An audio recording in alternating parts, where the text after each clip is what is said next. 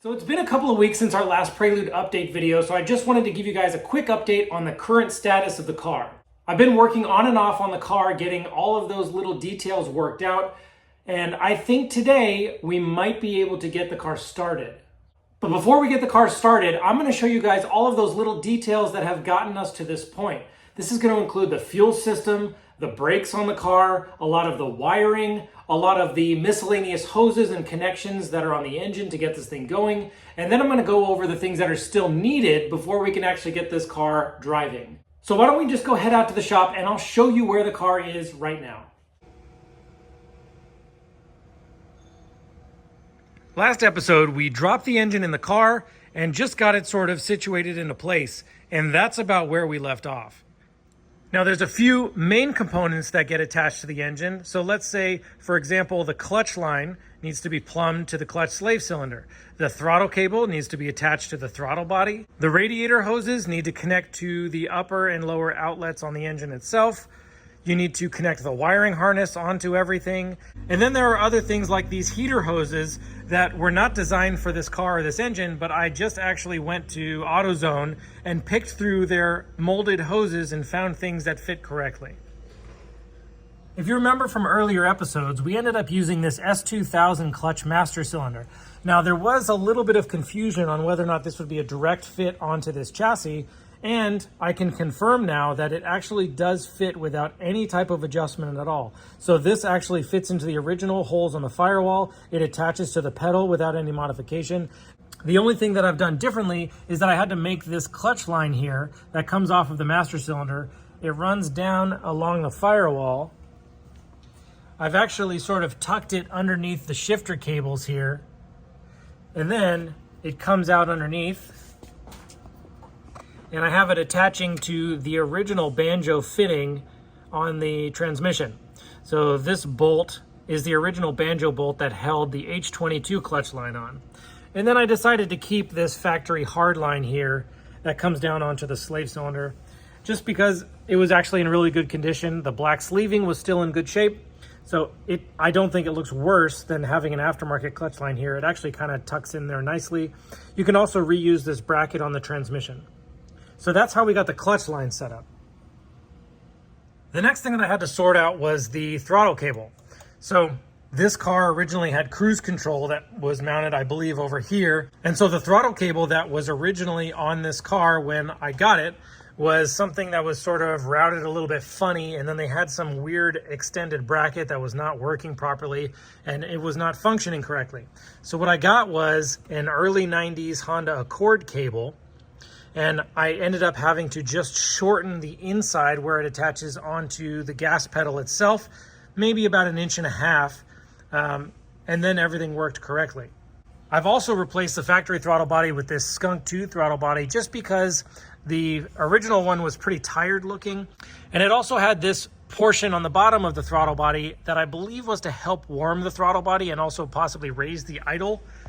I can't confirm that correctly 100% because I don't remember. I haven't used that style throttle body in a really long time. But I wanted to get this Skunk 2 throttle body, one, because it looks nicer, and two, because it eliminated that ugly thing that was underneath the throttle body. So just aesthetically, I like the way this looks better. Probably the biggest undertaking so far, since you guys have seen the car last time, was actually relocating this fuse box. So originally this fuse box mounts here on the strut tower, but because we're going to put the Mugen air box right here, it had to be relocated. So all of the wiring that came through the hole here and went up to the strut tower to the fuse box had to be pulled back through the fender. And over in this area, I had to do a lot of manipulation.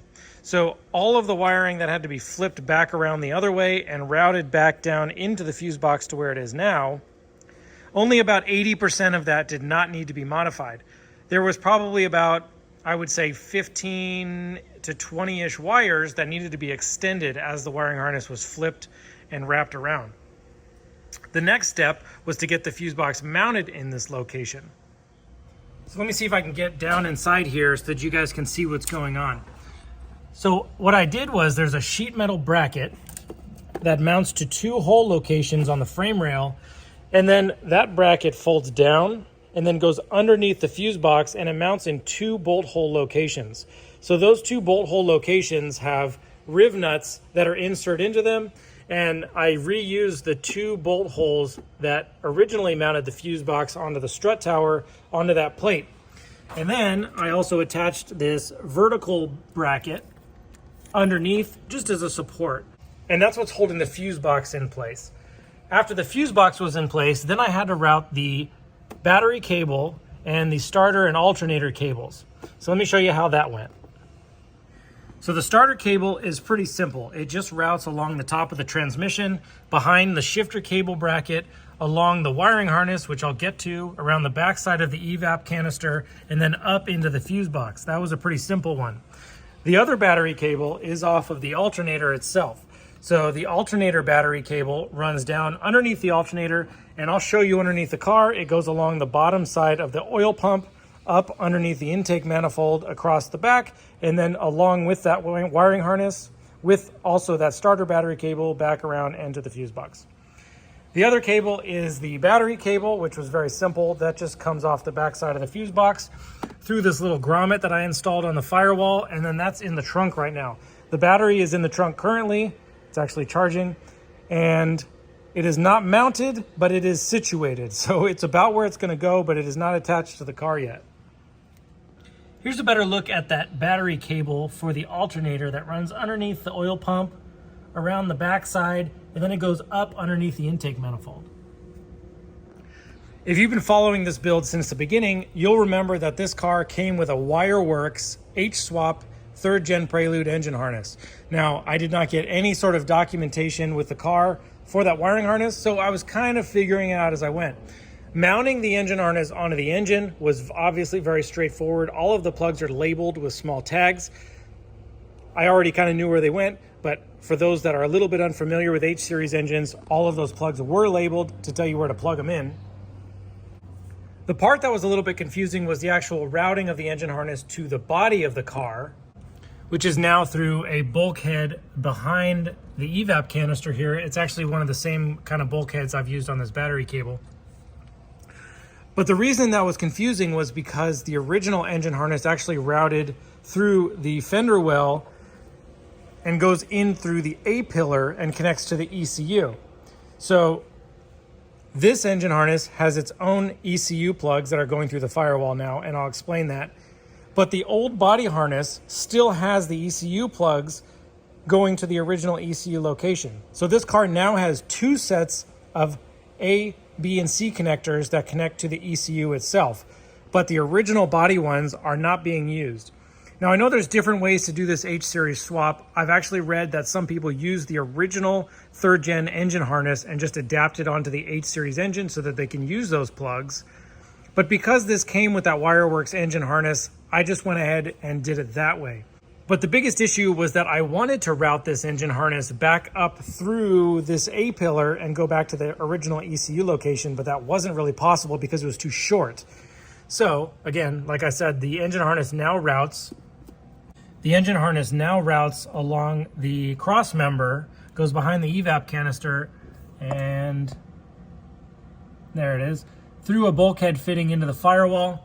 And it comes out sort of right next to like the heater core, underneath the heater core, and then the wiring goes along the floor, and the ECU is mounted in its original location.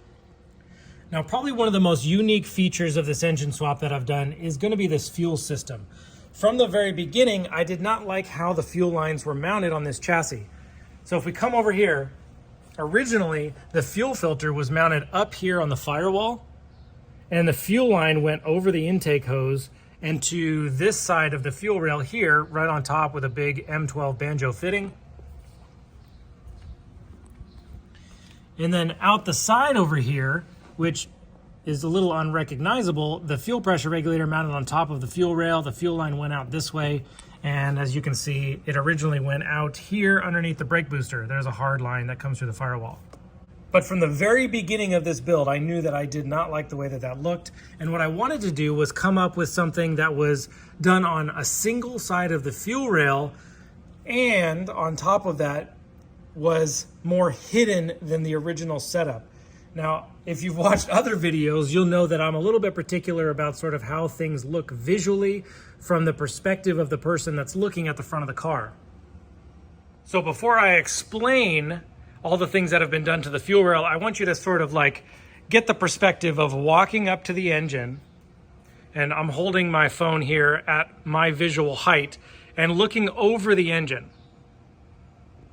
Now, the original fuel regulator setup would have been right here in your view. So I can sort of just, let's see, I can just see the top of the fuel rail here. So the regulator would have been right where my finger was. And now if you're looking at it from this perspective where I'm literally standing in front of the car, I cannot really see the regulator at all. All I see is this one banjo bolt with the fuel line that turns down. And obviously there's no fuel line here. You can't see the fuel filter at all over here. So now let me explain all the things that I've done. The first step was to actually relocate the fuel filter. I knew from the very beginning I was going to do all the fuel lines on the driver's side by the timing belt, so that meant relocating this fuel filter. This is the OEM 3rd Gen Prelude fuel filter relocated along the frame rail above the cross member. So here's the original fuel filter. The bracket has been trimmed slightly, and then I machined this bracket that bolts to the frame rail that reuses the bushing grommets, or the bushings from the original bracket that were mounted on the firewall, are now bolting this original mounting bracket onto this adapter bracket that I've machined that bolts onto the frame rail. So this is a no modifications to the car type of conversion, but it allowed me to bolt the OEM fuel filter into this location instead. And then off the top of the fuel filter, we have an aftermarket aluminum banjo fitting to a -6 hose that runs along the back side of the firewall and connects to the original feed that was on the firewall. But this has also been modified. So this was originally a crimped hard fitting that went up to that fuel filter. Now it has been chopped. I've welded a -6 fitting onto the end of it, and we have a -6 90-degree hose end to that fuel line. So that's our feed into our fuel filter. Now from that feed, out of the fuel filter comes another -6 banjo adapter to this -6 hose that comes up to a 90 to a banjo fitting that was originally plugged on top of the fuel rail. This was most likely some sort of a fuel pressure access port for servicing. If you needed to check the fuel pressure on the engine, you wouldn't have to remove any of the fuel lines or fittings, just pull that plug out. But luckily, it was already threaded for an M12, and I was able to use this M12 banjo fitting on the top side of the fuel rail as our feed. Now the next thing to take care of, which is two things in one, originally the end of the fuel rail right here is capped off with a plate that has an O-ring, and I believe it was just sort of a passage port from the main part of the fuel rail to be able to get up to this access port. But I took advantage of that, and what I ended up doing was machining this double-sided plate, or this adapter here, that not only allows the fuel from the feed to go in to our little adapter and then go into the main feed of the fuel rail, but it was also a great opportunity to relocate the OEM fuel pressure regulator off the side of the fuel rail instead of the top of the fuel rail. And that's how I was able to get that visual hiding effect from the front of the car. So now our OEM fuel pressure regulator is mounted on the side of the fuel rail, which also allows me to run the feed and the return lines directly next to each other, and that sort of really cleans up the look of all the fuel lines on the car. Now lastly, with all of that stuff hooked up, I wanted to go back in and I wanted to make the fuel rail look aesthetically better. So originally, this plug right here, which is now my current access port if I wanted to check the fuel pressure, this is a 1/8 NPT plug. This is the center bore from where this fuel pressure regulator mounted. So originally there were two bolt holes that were offset that the fuel regulator bolted to. Those have been completely removed. The fuel rail has been reshaped to kind of look a little bit more like an aftermarket fuel rail. And then I went ahead and threw this thing into the CNC machines, and I machined all of the casting areas that were visible, flat and smooth. Then I went back and polished them. I also welded up the original feed port that was on this side of the fuel rail, and then I sort of sanded it into a shape that was somewhat acceptable. I'm not super excited the way the end of the fuel rail looks, but it's plenty fine. I'm gonna leave it the way that it is. I'm not gonna make any changes. So that's how we now have our fuel feed and return and regulator mounted all on one side of our OEM fuel rail instead of that original ugly setup that mounts on the firewall, goes over, across, all of that stuff. So I'm very happy with the way that this came out overall. And I think it's a big improvement aesthetically in the engine bay to get that fuel filter tucked away, the fuel lines and regulator out of the way. Also over here in this area is our brake booster vacuum hose. So when I mounted the brake booster in the car, I actually flipped the booster upside down. Normally that vacuum port is on this side and it routes, I believe, like up and over and across and down. But again, aesthetically, I wanted to sort of hide that whole setup. So I flipped the booster upside down. Our new brake vacuum hose comes out down here by our fuel filter, runs along the fuel lines, runs under the intake manifold where I have the check valve mounted with a cushion bracket, and then that hose goes back up underneath. I took the port that was on the intake manifold and I rotated it around to point downward, and now it tucks behind and underneath the intake manifold. So that's how the brake booster hose is sort of hidden and tucked away as well. Again, from the top, you would have normally seen, let's see, a hose come up over here and across here and then back down, but now that's visually all gone. So what are some things that are left in this engine bay before the engine bay itself is completed? I still need to go back in. I need to machine these 3D printed plastic brackets for the airbox so that the airbox can be mounted for good. I also need to figure out what I'm going to do for fans on the radiator. This is the radiator that came in the car.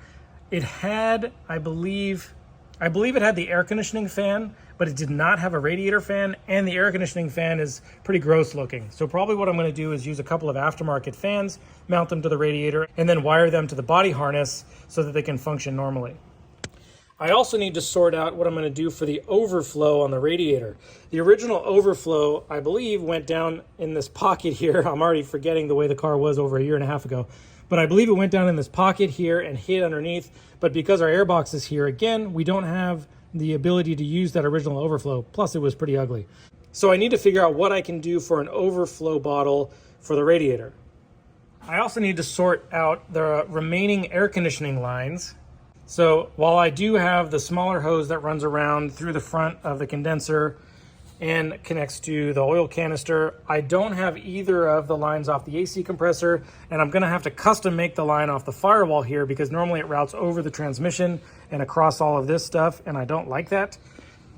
So I'm gonna have to make a hose that goes through the firewall. I'm gonna hide it under the fender well and then under the bumper and then reconnect it to the air compressor, AC compressor. I'm not 100% sure I'm going to have that done before the show, but I do have intentions to complete the air conditioning system on this car because I do want it to work. Another thing that I haven't sorted out yet is the PCV valve setup off the valve cover. That's why I have this little piece of tape over this.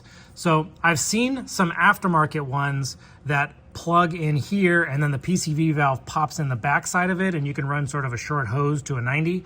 But after looking at the original check valve, this is what the original check valve looks like, which is terrible looking. It sticks up super high.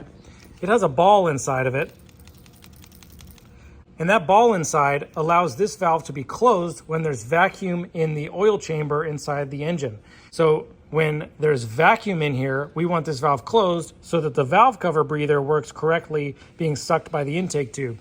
But when you take this valve and you mount it sideways or laying on its side like this valve cannot close when there's a vacuum in the crankcase. So what I'd like to do is find a way to mount this so that it sits vertically behind the valve cover here, or some sort of better PCV setup that I can attach to the valve cover that doesn't lay a valve on its side, because I do want a PCV that works correctly. So let me see if the battery is all charged up. I'm going to show you guys what I do when it's time to start an engine that was dry or has been sitting for a super long time. Because this cylinder head was completely dry when it was installed, I have poured oil along all of the valve train and the cams before I put the valve cover on, but we want to prime the oil system before we start it to make sure that there's no part of the system that is free from oil or completely dry when we do our first start. So the best way to achieve cranking the engine to prime the oil pump and push oil through the engine without the engine starting is to just disconnect all 4 of these injectors. So unplug all 4 injectors. That way no fuel is getting into the engine while you're cranking and the engine is not able to start.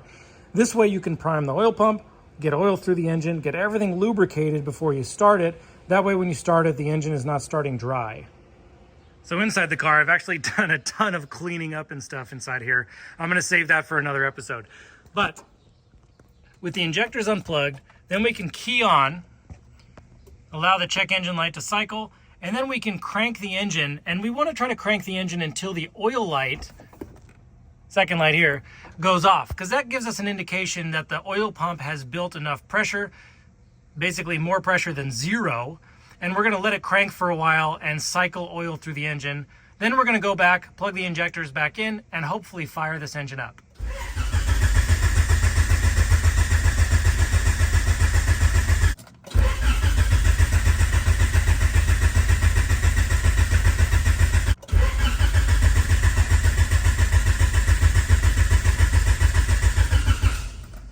So I've plugged the injectors back in. Now, the exhaust is not connected to anything, so this car is open header right now, so it's gonna be pretty loud once it's started. But I'm gonna throw this thing up on the tripod and see if it fires up.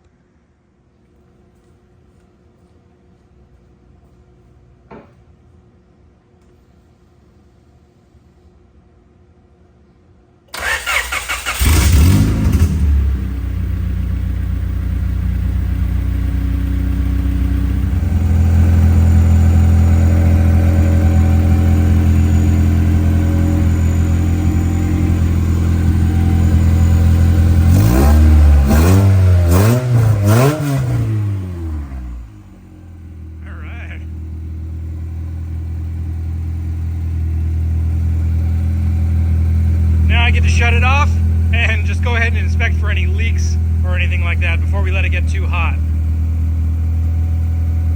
So that was awesome, but I'm going to close out this episode now because I could just keep going on about all the things that are still left and the things that are done already, but I want to get back to the car so I can check and make sure there's nothing leaking. I want to keep working on it.